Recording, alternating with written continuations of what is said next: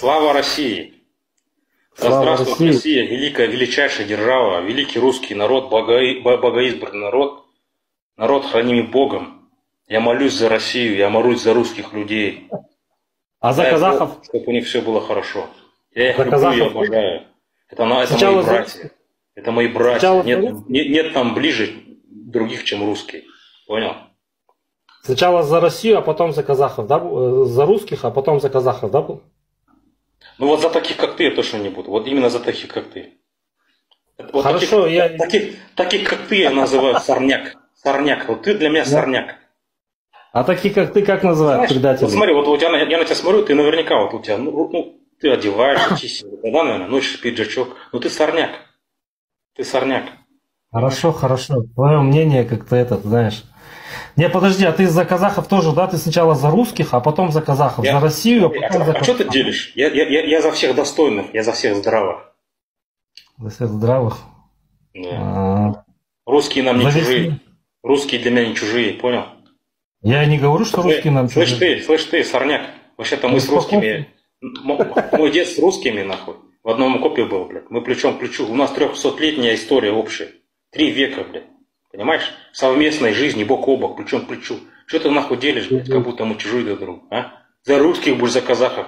Эй, у нас общая история. У нас у русских и казахов, понял?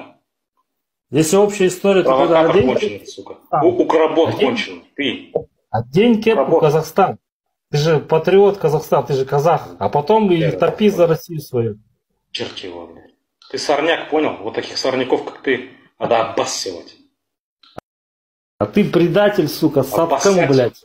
Манку, блядь, ебаный. Поймать и обоссать, понимаешь? Ты манку, давай поймай, блядь. Приедь в Тастак. Приедешь ты в Алмату, в Мал, сука. Как получится?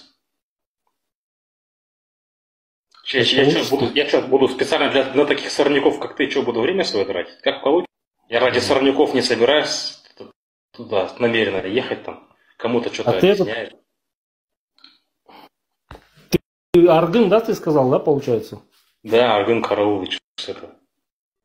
Да, ничего, просто уточняю. Ну, что, кто мне что-то скажет из Аргына? Там вот люди пишут, что, Кокшетау? Жигитер Барма, где кокшетауские джигиты? Это только вот такие мамбеты, вот как ты, могут полыхать.